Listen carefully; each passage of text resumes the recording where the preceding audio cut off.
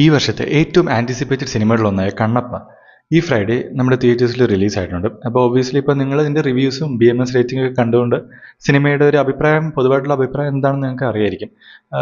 Okay, വലിയ നമ്മൾ വിചാരിച്ച അത്ര, പ്രതീക്ഷിച്ച അത്ര ഉയരത്തിലെത്താൻ കണ്ണപ്പയ്ക്ക് എന്തായാലും സാധിച്ചിട്ടില്ല. അപ്പോൾ ഞാൻ ഇന്നിവിടെ പറയാൻ പോകുന്നത്, ഞാൻ ഈ സിനിമ കണ്ടപ്പോൾ ഞാൻ അതിനകത്ത് ഒബ്സർവ് ചെയ്ത ചില കാര്യങ്ങളാണ്.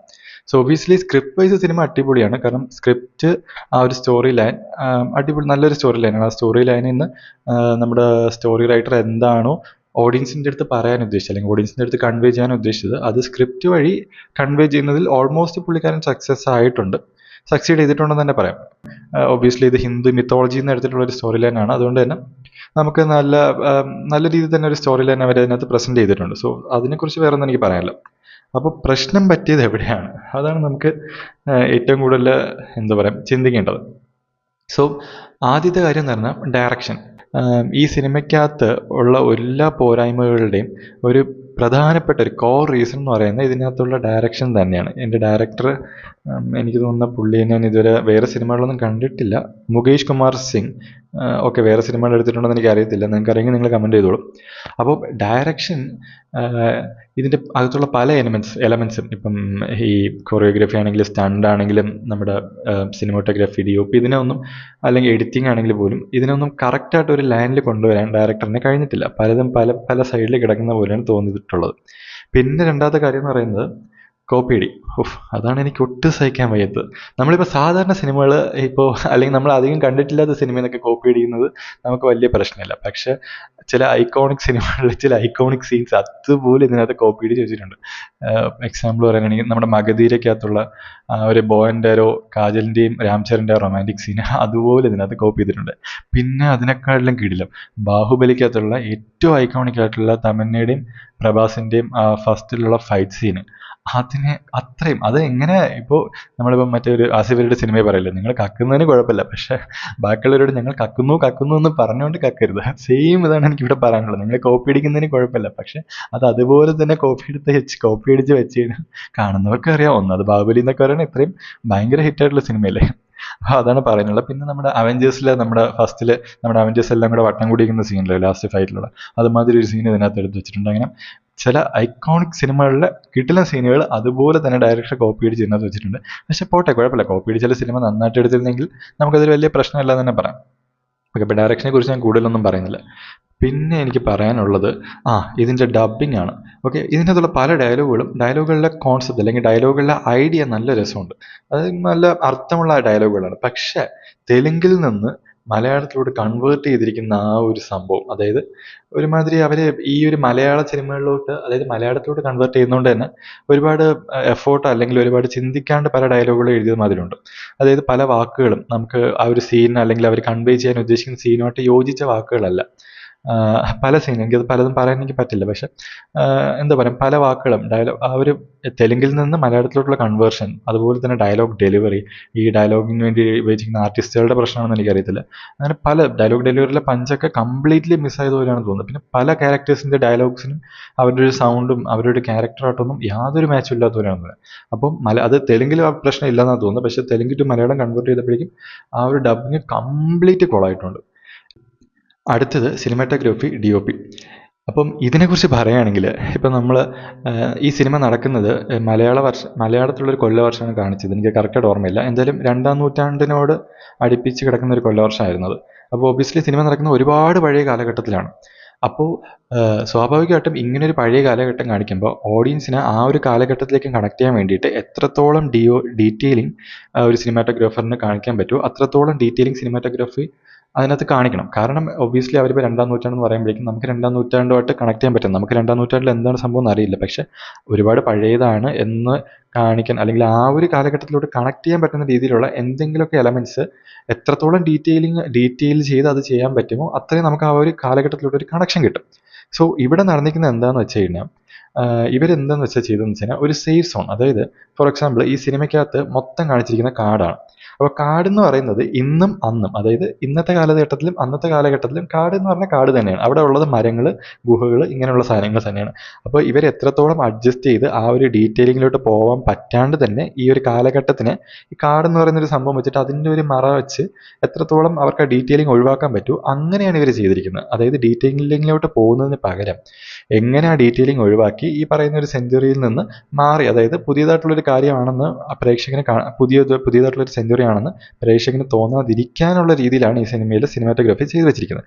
അല്ലാണ്ട് പഴയ ഒരു സെഞ്ചുറിയിലോട്ട് പോയി അങ്ങോട്ടൊരു കണക്ഷൻ കിട്ടുന്ന രീതിയിലോട്ടുള്ളൊരു ഡീറ്റെയിലിങ്ങും അല്ലെങ്കിൽ ആ ഒരു രീതിയിലോട്ട് ആ പഴയ കാലഘട്ടമാണെന്ന് നമുക്ക് തോന്നുന്ന രീതിയിലുള്ള യാതൊരു എലമെൻറ്റ്സും സിനിമാറ്റോഗ്രാഫർ DOP ചെയ്തിരിക്കുന്ന ആൾ ചെയ്തിട്ടില്ല. അതൊരു വളരെ വളരെ ബോറായിട്ടുള്ളൊരു കാര്യമായിട്ടാണ് എനിക്ക് തോന്നിയത്. പിന്നെ ഉള്ള എന്താന്ന് പറഞ്ഞാൽ അടുത്തതെന്ന് പറഞ്ഞാൽ സ്റ്റണ്ട്. ഈശ്വര, എനിക്കറിയില്ല ഇതിൻ്റെ സ്റ്റണ്ട് ചെയ്താരെന്നൊന്നും ഞാൻ നോക്കുന്നില്ല. ആരെങ്കിലും പേരൊക്കെ പറയുന്നത് ഭയങ്കര മോശമായി പോകും. കാരണം ഇതിനകത്തുള്ള സ്റ്റണ്ട് എന്നൊക്കെ പറയുന്നത് ഭയങ്കര ചൈൽഡിഷാണ്. എനിക്ക് വേറെ വാക്കൊന്നും അതിന് പറയാനില്ല. ചൈൽഡിഷ് എന്ന് മാത്രമേ എനിക്ക് പറയാനുള്ളൂ. കാരണം എന്ന് പറഞ്ഞു കഴിഞ്ഞാൽ ഒരുമാതിരി പിള്ളേർ കളിക്കുന്ന പോലെ ചുമ്മാ കൈയും കാലും ഒക്കെ എടുത്ത് അങ്ങോട്ടും ഇങ്ങോട്ടും കാണിക്കുന്നു, ജസ്റ്റ് കൈ ഇങ്ങോട്ട് വീശുന്നു, അതൊക്കെ സ്ലോ ആയിട്ട് കാണിക്കുന്നു. ചില സ്റ്റണ്ടൊക്കെ കൊള്ളാം, ഇല്ലയെന്നല്ല, ചില സ്റ്റണ്ടൊക്കെ നല്ലതാണ്. പക്ഷേ ഒരു 80% സ്റ്റണ്ടും ഭയങ്കര ചൈൽഡിഷാണ്. ഒരുമാതിരി ഭയങ്കരമായിട്ട് സ്ലോ മോഷനൊക്കെ കുത്തിക്കയറ്റി വെറുതെ കൈയെടുത്ത് അങ്ങോട്ടും കാണിക്കുന്നു. നമ്മൾ ഈ നാടകത്തിലൊക്കെ കാണിക്കത്തില്ലേ, കൈ വീശുമ്പോൾ തല അങ്ങോട്ട് പോകുന്നു, കൈ വീശുമ്പോൾ തല ഇങ്ങോട്ട് പോകുന്നു, അങ്ങനെയാണ് ഇതിൻ്റെ സ്റ്റണ്ട് എടുത്ത് വെച്ചിരിക്കുന്നത്. ഇത് എന്തിനാണ് ഇങ്ങനെ ചെയ്യുന്നത് എനിക്കറിയില്ല. ഐ ഡോണ്ട് നോ എന്താണ് റീസൺ എന്ന് എനിക്കും അറിയത്തില്ല ഇത്രയും ബോറായിട്ട് സ്റ്റണ്ടൊക്കെ ചെയ്യാൻ വേണ്ടിയിട്ട്. പിന്നെ ഉള്ള കാര്യം VFX. ഈശ്വര, ഈ VFX ഇതിനകത്ത് ചെയ്തിരിക്കുന്ന ആൾ ഭയങ്കര കഴിവുള്ള ഒരാളാണ്. കാരണം എന്താണെന്ന് വെച്ച് കഴിഞ്ഞാൽ പുള്ളിയുടെ കഴിവ് കേട് മറയ്ക്കാൻ വേണ്ടിയിട്ട് പുള്ളി മാക്സിമം ശ്രമിച്ചിട്ടുണ്ട്. അത് നല്ല രീതിയിൽ തന്നെ പുള്ളി ചെയ്തിട്ടുമുണ്ട്. സോ ഇതിനകത്ത് VFX നല്ല രീതിയിൽ യൂസ് ചെയ്യേണ്ടി വരുന്ന ചില സ്ഥലങ്ങളുണ്ട്, VFX വളരെ കുറച്ച് യൂസ് ചെയ്യേണ്ടി വരുന്ന ചില സ്ഥലങ്ങളുണ്ട്. അപ്പോൾ VFX നല്ല രീതിയിൽ യൂസ് ചെയ്യേണ്ട സ്ഥലങ്ങൾ, ഫോർ എക്സാമ്പിൾ ഇതിനകത്ത് കടുവയും പിന്നെ വേറെ ഏതൊരു 1-2 മൃഗങ്ങളൊക്കെ കാണിക്കുന്നുണ്ട്. അപ്പോൾ അതൊക്കെ VFX യൂസ് ചെയ്താണ് ചെയ്തിരിക്കുന്നത്. പക്ഷേ അവിടെ പുള്ളിയുടെ ഈ VFX ചെയ്യുന്ന ആളുടെ കഴിവ് കേട് നല്ല രീതിയിൽ കാണാം. കാരണം വളരെ മോശമായിട്ടാണ് ആ VFX ഒക്കെ വരുന്നത്. ഇപ്പോൾ കടുവയാണെങ്കിലും ബാക്കി മൃഗങ്ങളാണെങ്കിലും ഒട്ടും ഒരു ഈ നമ്മുടെ 2015-16 കാലഘട്ടത്തിലൊക്കെ ഉള്ളൊരു, അല്ല 2015-10 ഇടയിലുള്ള കാലഘട്ടത്തിലൊക്കെ ഉള്ളൊരു കമ്പ്യൂട്ടർ ഗെയിംസിലെ ഒരു VFX അല്ലേ, അതേ സ്റ്റാൻഡേർഡിലാണ് ഇതിനകത്തുള്ളൊരു VFX വന്നിരിക്കുന്നത്. അത് ഒട്ടും ഈ സിനിമയുടെ ഒരു ലെവലിന് ഒട്ടും യോജിച്ചൊരു ഇതല്ല. പിന്നെയുള്ള കാര്യം എന്ന് പറയുന്നത് ഈ സിനിമയിലെ പല സീൻസിലും ഈ ഗ്രീൻ സ്ക്രീൻ യൂസ് ചെയ്തിട്ടുള്ളതായിട്ട് എനിക്ക് തോന്നുന്നു, എനിക്ക് ഉറപ്പില്ല. അവിടെ എല്ലാം പുള്ളി ക്ലിയർ ആയിട്ട്, കാരണം ഗ്രീൻ സ്ക്രീൻ യൂസ് ചെയ്ത് എടുത്തതിന് ആർക്കും അറിയാമല്ലോ. അപ്പോൾ ഗ്രീൻ സ്ക്രീനിൻ്റെ ബാക്കിൽ ഈ വീഡിയോ റൺ ചെയ്തിട്ട് പല സീൻസും കാണിക്കുന്ന പോലെ എനിക്ക് തോന്നി. പക്ഷേ അതൊക്കെ ക്ലിയർ ആയിട്ട് തന്നെ ചെയ്തിട്ടുണ്ട്. അത് പക്ഷേ വലിയ എഫേർട്ട് ഇല്ലാത്ത കാര്യമുണ്ടായിരിക്കണം, അതൊക്കെ നല്ല രീതിയിൽ ചെയ്തിട്ടുണ്ട്. പിന്നെ ഇപ്പോൾ കൂടുതലും അങ്ങനെയുള്ള സീൻസാണ് ഇൻക്ലൂഡ് ചെയ്തിരിക്കുന്നത്. ഈ പറഞ്ഞ ഈ ഒരുപാട് കോംപ്ലിക്കേറ്റഡ് ആയിട്ടുള്ള VFX വരുന്ന സീൻസൊക്കെ വളരെ മിനിമലായിട്ട് എടുത്തിട്ടുള്ളത്. അതുകൊണ്ടാണ് ഞാൻ പറഞ്ഞത് VFX ചെയ്തിരിക്കുന്നതാണ് ഈസ് ബ്രില്യൻ. പിന്നെ ഉള്ളത് ക്യാമിയോ. ഈശ്വര, മോഹൻലാലിനെ എന്തിനാണ്, നമ്മുടെ ലാലേട്ടനെ പുള്ളി എന്തിനാണ് ആ സിനിമയ്ക്കകത്ത് കൊണ്ടുവന്നതെന്ന് എനിക്ക് ഇപ്പോഴും അറിയില്ല. കാരണം പുള്ളിക്ക് ആകെ ഒരു 3-4 മിനിറ്റ് ഒരു റോളുള്ളൂ.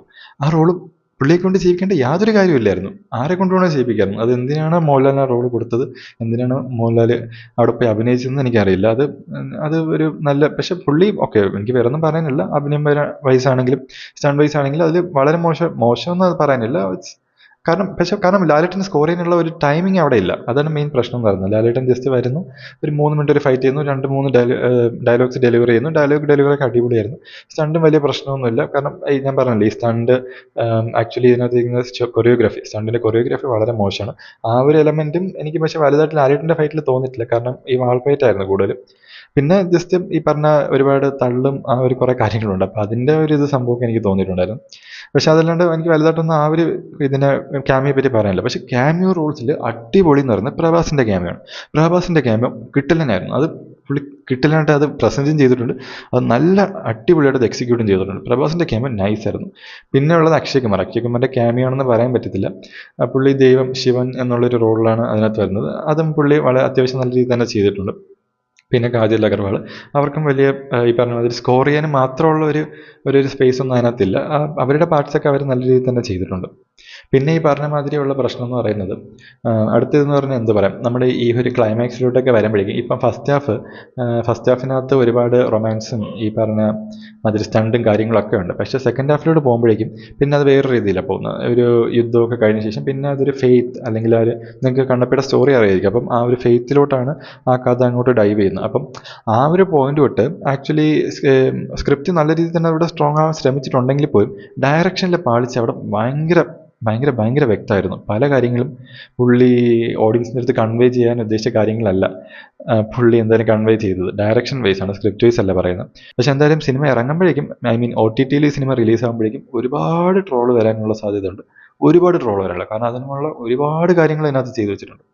സോ ഇനി എന്തായാലും, പക്ഷേ ഇത് ഞാൻ ഈ റിവ്യൂ ഞാൻ ആക്ച്വലി എന്തുകൊണ്ട് ആദ്യത്തെ ദിവസം, അതായത് വെള്ളിയാഴ്ച സിനിമ കണ്ട ഉടനെ തന്നെ റിവ്യൂ ഇടണമെന്ന് എനിക്ക് ഉണ്ടായിരുന്നു. പക്ഷേ എന്തുകൊണ്ട് ഞാൻ ഇട്ടില്ല എന്ന് വെച്ച് കഴിഞ്ഞാൽ, ഈ സിനിമ എന്ന് പറയുന്നത് ഒരുപാട് പേരുടെ കഷ്ടപ്പാടാണ്. ഇപ്പം സിനിമ മോശമാവാം, നല്ലതാവാം. അതിപ്പം ആ ഒരു സിനിമയുടെ ഒരുപാട് ഘടകങ്ങൾ, ഡയറക്ടർ, ആക്ടേഴ്സ്, അങ്ങനെ ഒരുപാട് കാര്യങ്ങൾ ആശ്രയിച്ചിരിക്കും. പക്ഷേ സിനിമ എന്ന് പറയുന്നത് ഒരുപാട് ആൾക്കാർ വർക്ക് ചെയ്യുന്ന, അല്ലെങ്കിൽ ഒരുപാട് പേർക്ക് അന്നം കൊടുക്കുന്ന ഒരു മേഖലയാണ്. അപ്പം ഒബ്വിയസ്ലി സിനിമ ഇറങ്ങിയ ഉടനെ തന്നെ ഈ സിനിമ ഇങ്ങനെ മോശമാണെന്നൊക്കെ പറയുന്നത് വളരെ അത്രയും നല്ലൊരു കാര്യമില്ല. പക്ഷേ സിനിമ കണ്ടിട്ട് അത് മോശമാണെന്ന് മനസ്സിലാക്കി അത് കള്ളം പറഞ്ഞ, ഐ മീൻ മോശമായിട്ടുള്ളൊരു സിനിമ സത്യം നല്ലതാണെന്ന് പറയുന്നത് കറക്റ്റായിട്ടുള്ള കാര്യമല്ല. സോ ഒബ്വിയസ്ലി ഞാനൊരു 2 ദിവസം, അതായത് ഇന്ന് ശനി ഞായർ ഫസ്റ്റ് വീക്കെൻഡ് കഴിഞ്ഞു. ഇപ്പോൾ BMS റേറ്റിംഗ് ഒക്കെ വന്നിട്ടുണ്ട്, പിന്നെ ആവശ്യം പോലെ റിവ്യൂസ് വന്നിട്ടുണ്ട്. എല്ലാവർക്കും സിനിമയുടെ ഒരു അഭിപ്രായം എന്താണെന്ന് ഇപ്പോൾ മനസ്സിലായിട്ടുണ്ട്. സോ ഈ ഒരു സമയത്ത് ഈ സിനിമയുടെ റിവ്യൂ പറയുന്നതിൽ മോശമായതുകൊണ്ട് തന്നെ മോശമാണെന്ന് പറയുന്നതിൽ വലിയ തെറ്റുള്ളതായിട്ട് എനിക്ക് തോന്നില്ല. പക്ഷേ എനിക്ക് ബാക്കിയുള്ള റിവ്യൂസിൻ്റെ അടുത്തും കൂടെ റിക്വസ്റ്റ് ചെയ്യാനുള്ള കാര്യം എന്ന് പറയുന്നത്, ഇപ്പോൾ സിനിമ കണ്ടു നല്ലതാണെങ്കിൽ നമുക്ക് ഉടനെ തന്നെ സിനിമയുടെ ഫസ്റ്റ് ഡേ തന്നെ നമുക്കത് റിവ്യൂ ചെയ്യാം, ഒരു പ്രശ്നമില്ല. പക്ഷേ ഒരു മോശം സിനിമയാണെങ്കിൽ വെയിറ്റ് ചെയ്യുക, ഫസ്റ്റ് വീക്കെൻഡ് കഴിയട്ടെ. ഫസ്റ്റ് വീക്കെൻഡ് കഴിഞ്ഞ് ഒബ്വിയസ്ലി അവർക്ക് നല്ലൊരു ഒരു വോളിയം തിയേറ്ററിൽ നിന്ന് കളക്ട് ചെയ്യാൻ പറ്റിയ ശേഷം നിങ്ങൾ റിവ്യൂ ചെയ്യുക. അതാണ് ഏറ്റവും നല്ലൊരു അപ്രോച്ചായിട്ട് എനിക്ക് തോന്നുന്നത്. പിന്നെ രണ്ടാമത്തെ കാര്യം എന്ന് പറഞ്ഞാൽ, ഈ സിനിമയുടെ റിവ്യൂ എന്ന് പറയുന്നത് എൻ്റെ മാത്രം പേഴ്സണൽ അഭിപ്രായമാണ്. ഒബ്വിയസ്ലി ഇത് തിയേറ്ററിൽ പോയി കാണാനുള്ളതുണ്ടോയെന്ന് ചോദിച്ചാൽ of course one time watchable ആണ്. നിങ്ങൾ തിയേറ്ററിൽ പോയി തന്നെ ഈ സിനിമ കാണണം. വൺ ടൈം വാച്ചബിൾ ആണ്. വൺ ടൈം കാണാനുള്ള ഒരുപാട് കാര്യങ്ങൾ ഈ സിനിമയ്ക്കകത്തുണ്ട്. അതുകൊണ്ട് നിങ്ങൾ തിയേറ്ററിൽ പോയി കാണണം എന്നുള്ളവർ ഈ റിവ്യൂ കേട്ടിട്ട് കാണാതിരിക്കരുത്. കാരണം തിയേറ്ററിൽ പോയി കാണാനുള്ള കാര്യങ്ങളൊക്കെ സിനിമയ്ക്കകത്തുണ്ട്. പിന്നെ ഈ പറഞ്ഞ ഇതെൻ്റെ മാത്രം പേഴ്സണൽ ഒപ്പീനിയനാണ്. ഇത് കേട്ടിട്ട് നിങ്ങളാരും കാണാണ്ടിരിക്കരുത്. നിങ്ങൾ പോയി കണ്ടിട്ട് നിങ്ങളുടെ ഒപ്പീനിയൻ എന്താണെന്ന് നിങ്ങൾ തന്നെ പറയും. അതാണ് ഏറ്റവും നല്ലത്. So that's all. Signing off.